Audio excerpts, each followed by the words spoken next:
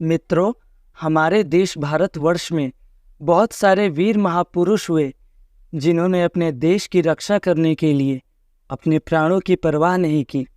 उन्हीं में से एक है छत्रपति संभाजी महाराज, जिन्होंने मुगलों को धूल चटा दी थी।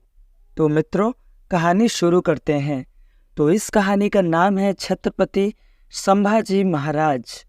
जब औरंगजेब को पता चला कि छत्रपति शिवाजी महाराज का देहांत हो गया है, तो वो दक्षिण जीतने की इच्छा लिए आगरा से उठकर औरंगाबाद पहुंच गया।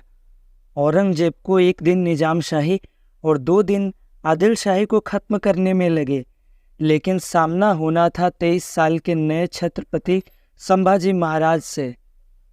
इस समय औरंगजेब दुनिया का सबसे ताकतवर राजा था।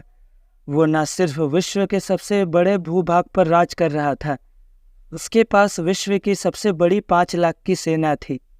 अगले 9 सालों में संभाजी ने पुर्तगालियों के खिलाफ 15 और मुगलों के खिलाफ 69 छोटे बड़े युद्ध जीते। मराठा साम्राज्य की जो सीमा उनके पिता छोड़कर गए थे, वो उससे कई गुना बढ़ाकर आगे ले गए। गुजरात से लेकर गोवा तक भगवा फहर रहा था। साल 1689 में सगे साले की गद्दारी के चलते छत्रपति अपनी पत्नी और बच्चे समेत बंधक बनाए गए। उन्हें जोकर के कपड़े पहनाकर परेड कराते हुए मुगल खेमे में लाया गया। औरंगजेब ने जिंदा रहने के 2 रास्ते दिए। पहला, पूरा मराठा साम्राज्य मुगलों को सौंप दिया जाए या इस्लाम स्वीकार कर लिया जाए।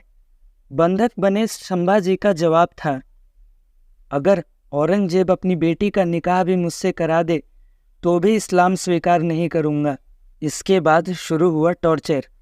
पहले दिन उनकी आँख फोड़ी गई, दूसरे दिन उनकी जीभ काटी गई, फिर खाल उतारी गई, अंत में उनके टुकड़े टुकड़े करके कुत्तों को खिला दिए गए।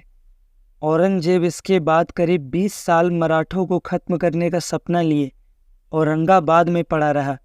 वो तो हिंदू पदशाही को समाप्त नहीं कर पाया, लेकिन हाँ, उसके मरने के 40 साल बाद पेशवाओं ने जरूर मुगल बादशाहों को पेंशन पर रखा और उनकी रक्षा की। मराठों एवं अंग्रेजों में 1684 में जो समझौता हुआ, उसमें छत्रपति संभाजी महाराज ने एक ऐसी शर्त रखी थी कि अंग्रेजों को मेरे राज्य में दास बनाने अथवा ईसाई धर्म में दीक्षित करने हेतु लोगों का क्रय करने की अनुज्ञा नहीं मिलेगी। छत्रपति संभाजी महाराज द्वारा औरंगजेब को लिखा गया पत्र, बादशाह सलामत सिर्फ मुसलमानों के बादशाह नहीं हैं, हिंदुस्तान की जनता अलग अलग धर्मों की है, उन सबके ही बादशाह हैं। वो जो सोचकर दक्कन आए थे, वो मकसद पूरा हो गया है। इसी से संतुष्ट होकर उन्हें दिल्ली लौट जाना चाहिए। एक बार हम और हमारे पिता उनके कब्जे से छूटकर दिखा चुके हैं, लेकिन अगर वो यूं ही जिद पर अड़े रहे तो हमारे कब्जे से छूटकर दिल्ली नहीं जा पाएंगे। अगर उनकी यही इच्छा है तो उन्हें दक्कन में ही अपनी कब्र के लिए जगह ढूंढ लेनी चाहिए। छत्रपति संभाजी महाराज की हत्या के बाद औरंगजेब ने कहा था, अगर मेरे 4 बेटों में से एक भी तुम्हारे जैसा होता तो सारा हिंदुस्तान कब का मुगल सल्तनत में समा चुका होता। तो मित्रों, ये थी कहानी हमारे देश के वीर महापुरुष छत्रपति संभाजी महाराज जी की, जिन्होंने अपने देश की रक्षा करने के लिए अपने प्राणों की परवाह नहीं की।